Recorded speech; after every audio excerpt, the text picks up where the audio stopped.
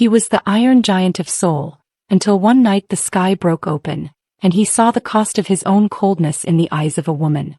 Mark Woo-jin was a name that carried the weight of a stone. Strategic, distant, untouchable. He ran his corporate empire like a scorched earth campaign. Every move was a calculation, every worker a mere extension of a balance sheet. He did not believe in comfort. He did not believe in mercy. To him, empathy was a crack in the armor, and a crack was how you bled out. The storm was a biblical deluge, turning the streets of Seoul into a dark, rushing river. Mark sat in the back of his sleek, black sedan, a voracious machine designed to keep the world at bay. He was ahead of schedule. He was always ahead. But as the car slowed near the deserted Gangnam station, the headlights cut through the downpour and found her. Madeline Crane. She sat on a wet bench, a solitary figure against the neon "Last Train Gone" sign. She was shivering, her frame hunched under the weight of a long shift, her yellow caregiver ID a small bright mark of a life spent serving others. She looked exhausted. She looked abandoned. Mark should have kept driving. His world had no room for the stranded. Yet as he looked through the glass, something shifted. Not logic, not efficiency, but a primitive, sudden pull of chivalry. He tapped the glass. "Stop," he commanded. He leaned across the leather seat and pushed the door open.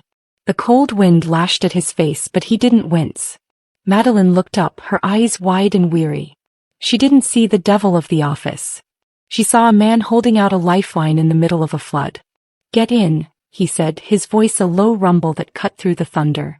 She hesitated, then stepped from the cold dark into the warm amber glow of his sanctuary.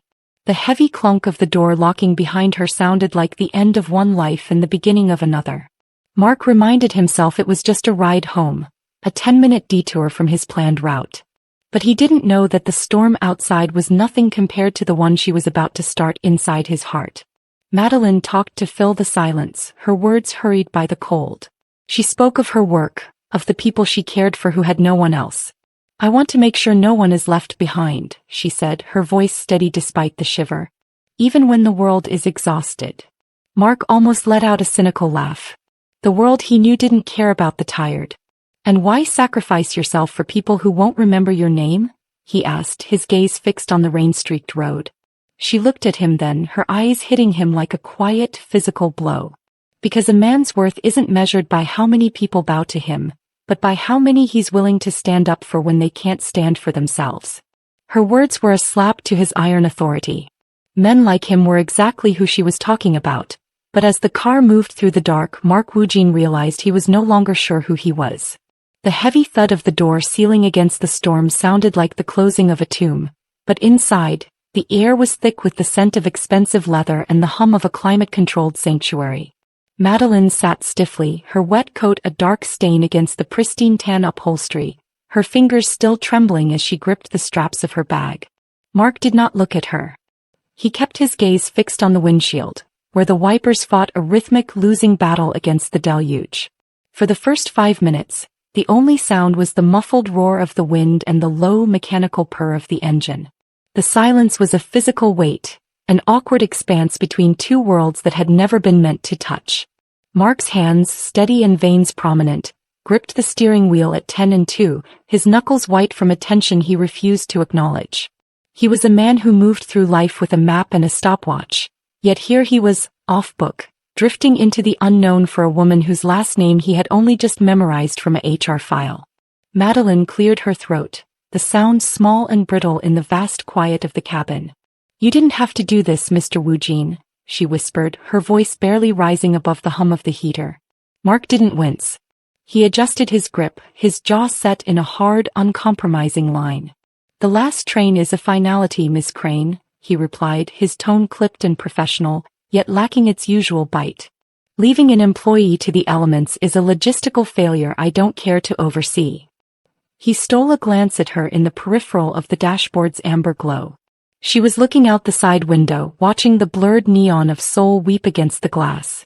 She looked small, but there was a quiet, stubborn strength in the way she held herself. A resilience that didn't belong in his world of calculated risks and cold contracts.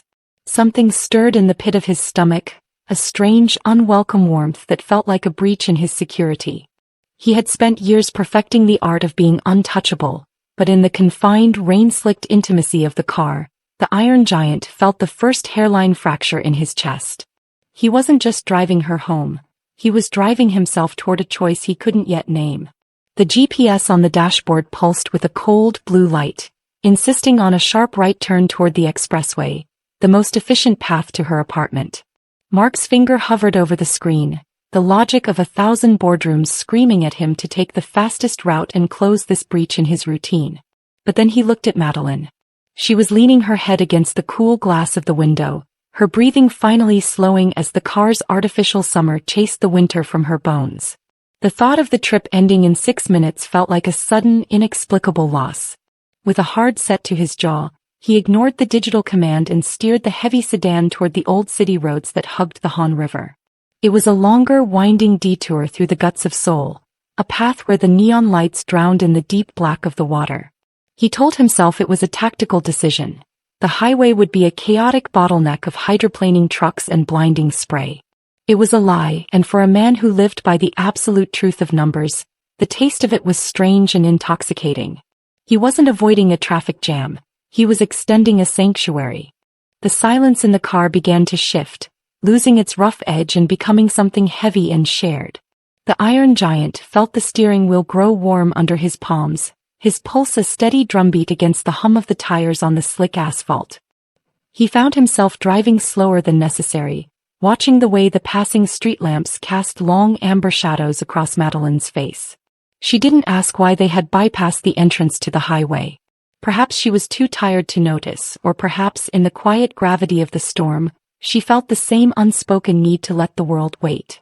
Mark glanced at her again, his strategic mind searching for a flaw in the moment, but all he found was a quiet, rising certainty that he didn't want to reach the destination. He had spent his life running toward the finish line, but tonight for the first time he was a man trying to outrun the clock. The rain continued its relentless assault, drumming against the roof of the car like 1,000 tiny hammers, but inside the cabin, the world had shrunk to the space between two seats. Mark's gaze, usually reserved for scanning market fluctuations and executive summaries, drifted momentarily to Madeline's lap. Her hands were resting there, palms up, fingers slightly curled in the slackness of total fatigue. In the soft amber glow of the dashboard, they looked like the hands of a soldier after a long campaign. There were small, fading bruises on her forearms and the skin around her knuckles was raw from the constant scrub of antiseptic. The physical tally of a life spent lifting those who could no longer stand. The sight hit him with a primitive, visceral force. He thought of his own hands, clean and manicured, which only ever touched fountain pens and cold touchscreens. He had built an empire on the idea that labor was a line item, an abstract necessity to be optimized. But looking at the weariness etched into the very skin of her palms, the Iron Giant felt a surge of something that wasn't quite pity and wasn't quite admiration. It was a realization of the sheer, grinding cost of her humanity. She didn't just work, she gave herself away, piece by piece, to people who would never be able to repay the debt. A heavy silence followed, one that Mark felt compelled to break but didn't know how to navigate. He noticed the way her head lolled slightly with the motion of the car, her resilience finally bowing to the weight of the day. She was the most essential person in his organization, the one who tended to the fragile life he usually ignored, yet he had treated her like a shadow in his hallways. His jaw tightened, a hard knot of guilt forming in his throat. He reached out, his hand hovering for a split second over the heater controls, and turned the dial until the warmth was a thick protective blanket surrounding her. He had spent his life valuing power, but as he watched the steady, exhausted rise and fall of her shoulders, he began to understand that the truest strength wasn't in the hands that took, but in the hands that held on when the world was letting go. The city's neon pulse was a blurred, bleeding red against the windshield as Mark steered the sedan toward a solitary, glowing island in the deluge, a 24-hour convenience store. He killed the engine, and the sudden absence of the mechanical hum made the interior feel like a confessional. Madeline stirred, her eyes fluttering open as she looked at the bright, sterile windows reflecting in the black tarmac. Mark didn't offer an explanation. He simply stepped out into the lashing rain, his expensive suit darkening instantly under the sky's fury. He returned a moment later, the door bringing in a gust of cold, ozone-scented air before he sealed them back into their private world. He handed her a paper cup, the steam rising in a thin, defiant veil between them. "Drink it," he commanded, though the edge of his authority had been blunted by the dampness of his hair and the simple human weight of the gesture. Madeline wrapped her scarred, exhausted hands around the cup, the warmth bleeding through the cardboard and into her bones. She took a slow sip, the bitter, cheap caffeine a grounded contrast to the luxury surrounding them. "Thank you, Mark," she whispered. It was the first time she had used his name without the armor of a title, and the sound of it caused a sudden, violent thud in his chest. A small, weary smile touched her lips as she looked at the rain dancing on the hood of the car. "I used to think you were made of stone," she said, her voice light but carrying the gravity of a truth long held. "I thought you were just another part of the architecture." Mark stared straight ahead, his knuckles tightening on the steering wheel. He felt like a man whose fortress was being dismantled, brick, by nothing more than a soft voice and a shared cup of coffee in a storm. "Architecture doesn't feel the cold, Madeline," he replied, his voice a low, gravelly admission. He looked at her then, seeing not a subordinate, but a woman who had survived more storms than he had ever deigned to notice. The ice that had defined his life for years wasn't just melting, it was shattering. In the silence that followed, the hum of the heater felt like a heartbeat. And for the first time in his calculated existence, Mark Woo-jin didn't know the next move, and he found he didn't care to plan it. The sun rose over Seoul not with a celebratory burst, but with a bruised, gray light that reflected off the thousands of puddles left behind by the night's fury. Mark Woo-jin stood in his top-floor office, the glass wall separating him from the world feeling less like a shield and more like a filter he no longer trusted. He was dressed in a fresh suit, the silk tie knotted with a precision that usually signaled total control, yet his mind remained anchored to the shadow of a shared paper cup and the quiet weight of a woman's name on his tongue. He had spent his life building an empire of granite, only to find that a few hours of rain had turned his foundation to sand. When the elevator doors hissed open on the executive floor, the usual atmosphere of hushed, sterile productivity resumed, but for Mark the air felt charged with a sudden electric frequency. He walked past the rows of glass-walled cubicles, his stride as measured and intimidating as ever, until he reached the corridor where the staff gathered for the morning briefing. He saw her then. Madeline was standing near the window, her silhouette framed by the pale morning sky. She was back in her professional attire, her hair neatly pinned, but as he approached he noticed the subtle telltale signs of their shared vigil. The slight shadow under her eyes and the way her hands, those scarred and resilient hands, stilled at her side. Their eyes met across the room, a collision of two people who had seen the Iron Giant bleed and the shadow speak. There was no nod, no smile, and certainly no words spoken that the hovering assistants could intercept, but the silence between them was no longer empty. It was a secret, a heavy and a cinematic truth that hummed beneath the mundane chatter of office logistics. Mark felt the gaze of his subordinates, men who lowered their heads when he walked past, but for the first time their deference felt hollow. He wasn't looking for their fear. He was acutely aware of the woman who knew exactly how the leather of his car smelled and how his voice sounded when the armor was stripped away. He stepped into the briefing room, the heavy mahogany door closing with a thud that echoed the finality of the car door from the night before. As his directors began to drone on about routes and contracts, Mark found himself staring at the empty chair at the end of the table. He was a man who moved through life with a map, but as he caught Madeline's reflection in the polished wood he realized the old world was gone. The morning after hadn't brought clarity. It had brought a quiet, rising rebellion against the very empire he had built to keep himself alone. The mahogany desk was an altar to cold, hard facts, but the numbers on the glowing monitor had begun to blur into a meaningless digital static.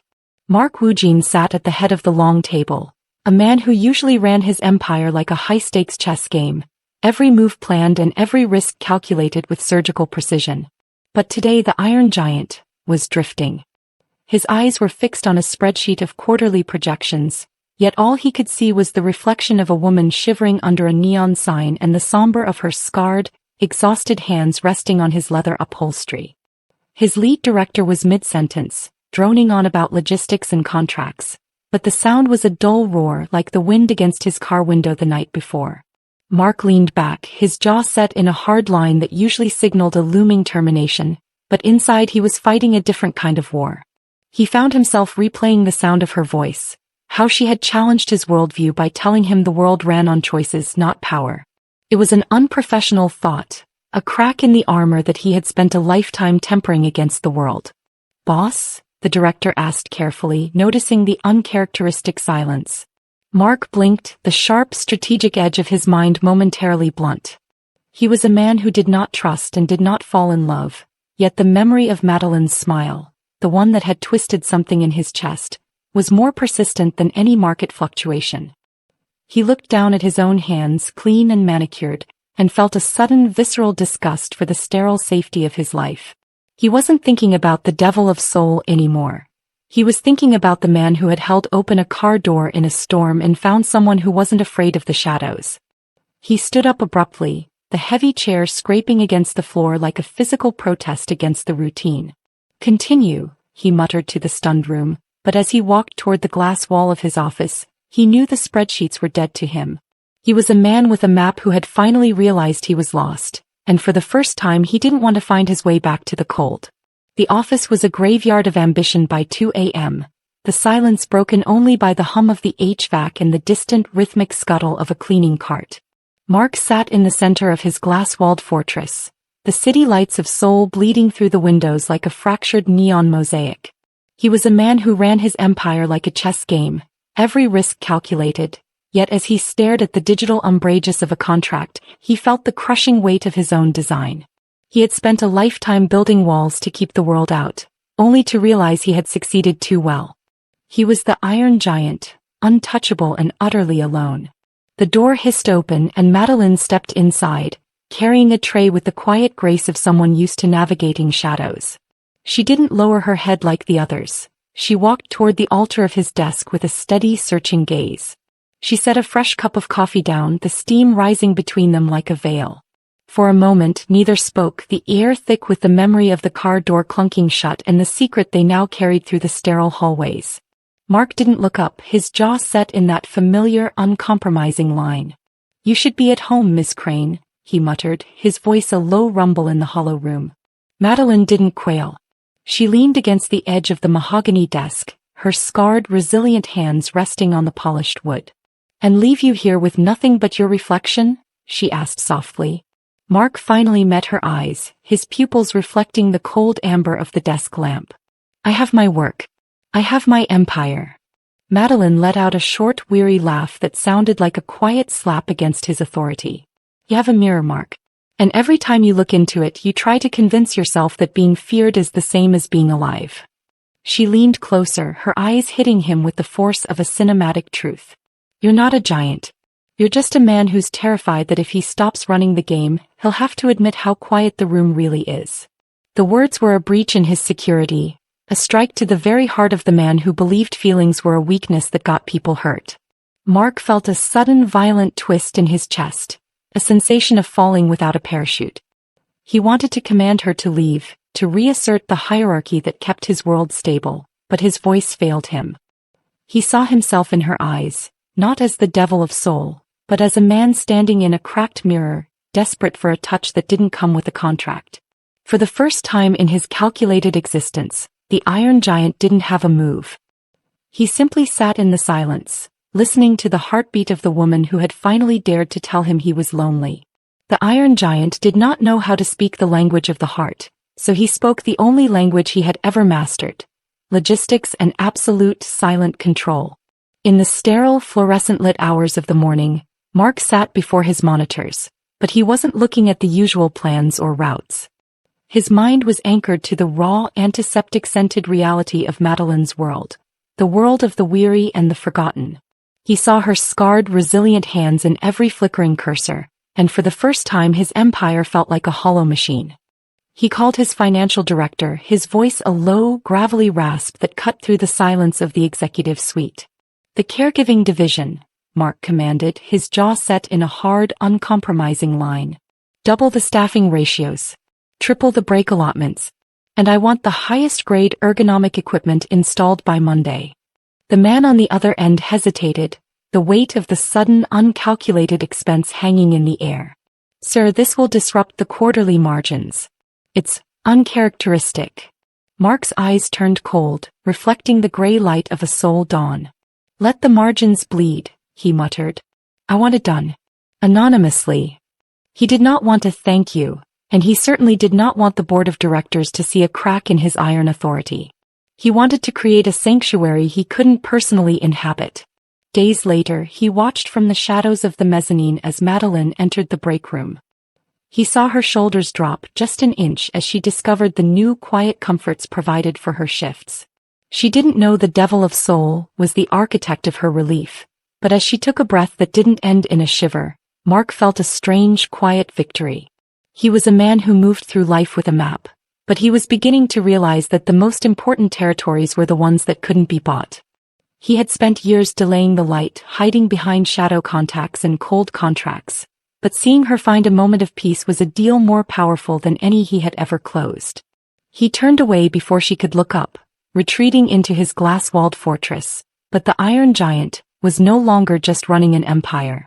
He was building a foundation that finally felt like it could hold the weight of a future. The sky over Seoul didn't just rain. It screamed, a biblical percussion of thunder that shook the glass foundations of Mark's empire. He stood on the high balcony, the city lights below blurring into a fractured electric sea, his blood running cold as the wind lashed at his sharp suit. The Iron Giant was no longer looking at plans or routes. He was looking at a photo on his phone. Madeline leaving the facility, a target caught in a grain of digital light. His jaw tightened with a primitive, visceral fear he had spent a lifetime suppressing. The door hissed open and Madeline stepped out into the fury of the gale, her hair already plastered to her face, her eyes hitting him like a quiet slap. You're pushing everyone away again, she shouted over the roar of the storm, her voice steady and unafraid. Mark turned, his face a cracked mirror of old regrets and new terrors. It's not control, Madeline. It's safety, he roared back, the words tearing from a chest that had forgotten how to breathe. My world is dark and dangerous, and if you step further into it, you'll get hurt. She stepped closer into the spray and the shadow, until she was inches from the man who ruled through fear. The world runs on choices, Mark, not just the ones you make to keep yourself alone. She reached out, her scarred, resilient hand finding his, electric and certain in the cold. I'm not afraid of the man everyone describes. I'm afraid of the man who thinks he doesn't deserve to be loved. The silence that followed was heavier than the thunder. Mark looked at her, really looked at her, and the sunlight of 1,000 suppressed emotions broke through the dark clouds of his design. I started changing before I even knew your name, he whispered, his voice a low, gravelly admission.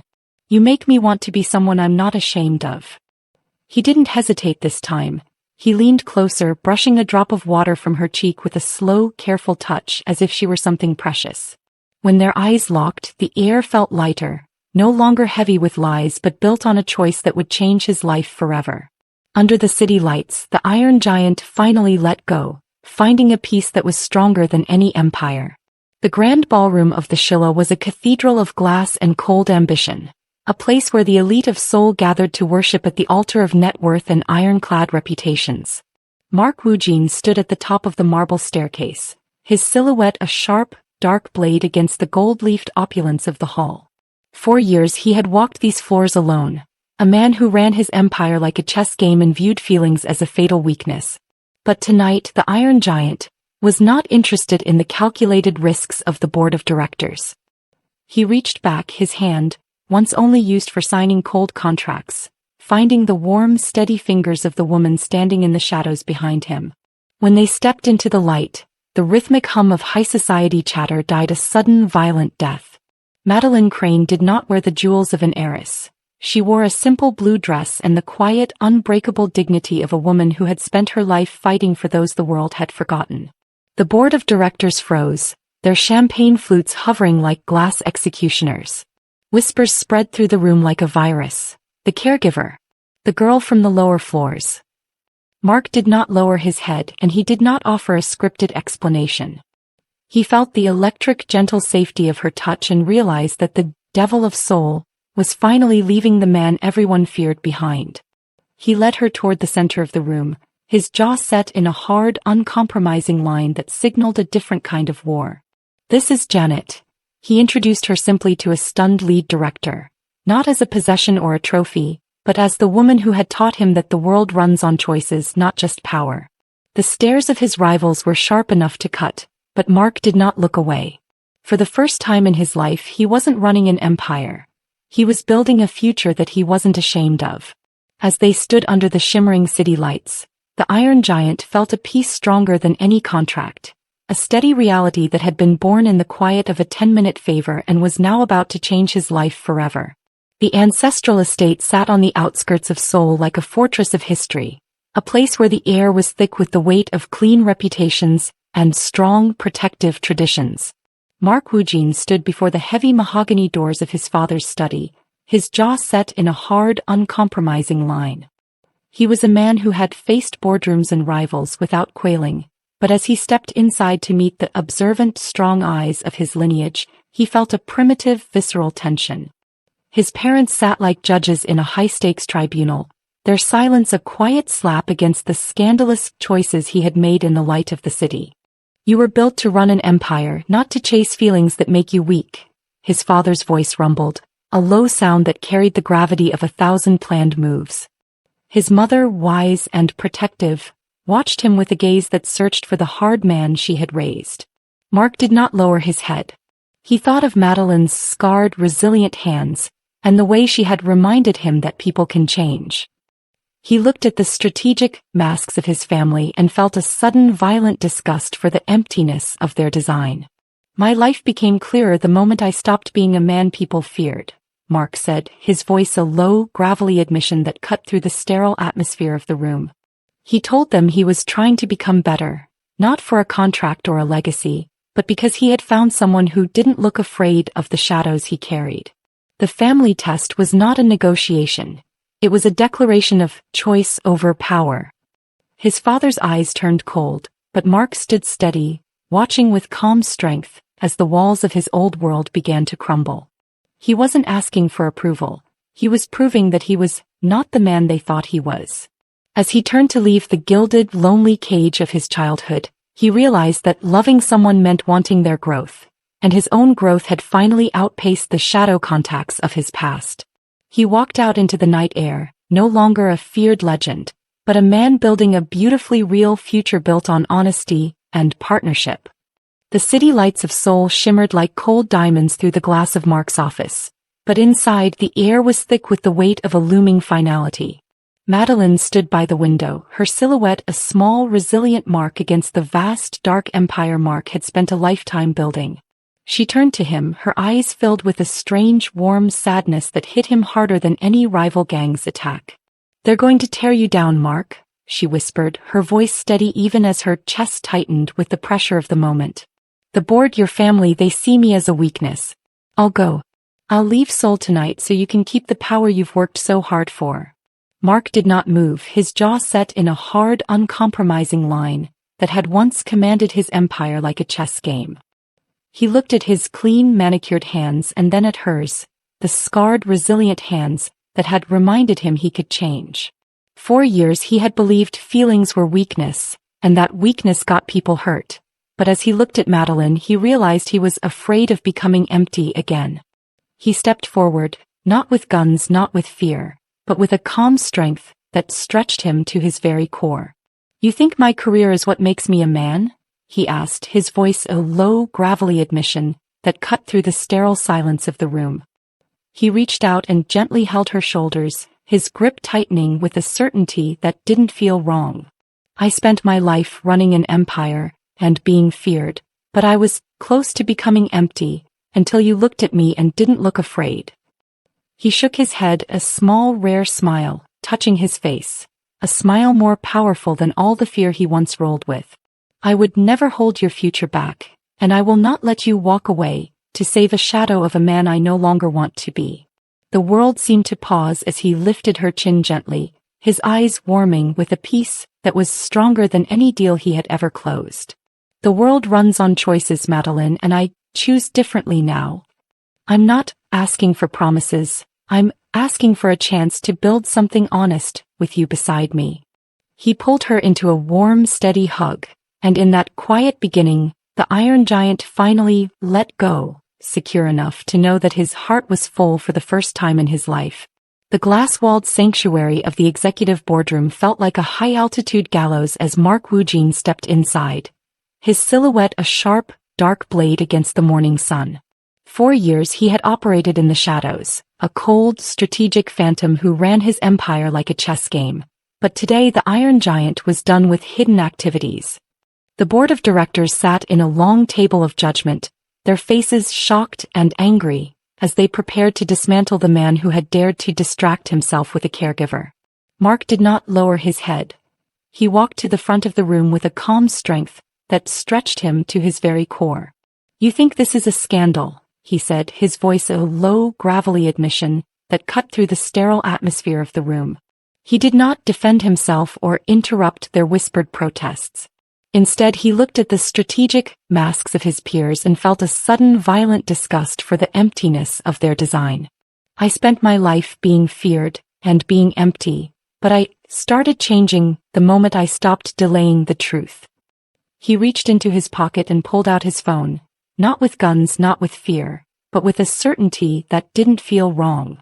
"Madeline Crane is not a weakness to be optimized," he declared, his jaw tightening with a primitive, visceral loyalty. "She is the person who reminded me that people can change, and I am not the man you think I am anymore." The room went silent as he publicly defended the woman who had taught him that the world runs on choices, not power. He did not look away from the cameras flashing in his mind's eye, choosing to step fully into the light rather than push her away. "If my reputation is built on fear and lies, then let it burn," Mark said, his eyes warming with a peace that was stronger than any deal he had ever closed. He was no longer a feared legend, but a strategic reformer who had finally found something real.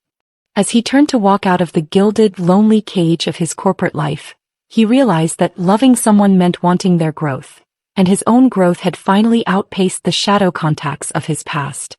He was not losing control. He was secure enough to let go of the empire, to build a future based on honesty and partnership. The city lights of Seoul no longer looked like a chess game to be won or a predacious grid of cold calculations. As Mark steered the heavy sedan toward the Han River, the neon lights reflecting in the black water felt peaceful, a stark contrast to the dark alleys where people once whispered his name in fear. Beside him, Madeline sat not as a shadow or a possession, but as the woman who had reminded him that people can change. He reached across the center console, his clean, manicured hand finding her scarred, resilient fingers, and for the first time in his life the Iron Giant didn't feel the need to plan every move or calculate every risk. They stopped the car at the very rooftop where they had first defined their relationship, the air lighter and no longer heavy with lies. Mark looked at the city lights shimmering below, realizing that for years he had been running an empire, but becoming empty inside. "When you first met me, I was a man people feared," he said, his voice a low, gravelly admission that carried the warmth of a man who had finally stopped delaying his own redemption. Madeline stepped closer, her eyes warming as she looked into the rare smile that was now more powerful than all the fear he had once weaponized. "You changed your heart, Mark," she whispered. "I just reminded you that you could." The world seemed to pause as they stood together, hand in hand, no longer separated by shadow contacts or the cold authority of a distant boss. Mark didn't regret the last train being gone or the stormy night that had left her stranded, for it was the first step toward love and finding his soulmate. He was no longer a feared legend or a robotic authority. He was a man building a future that was steady, honest, and beautifully real.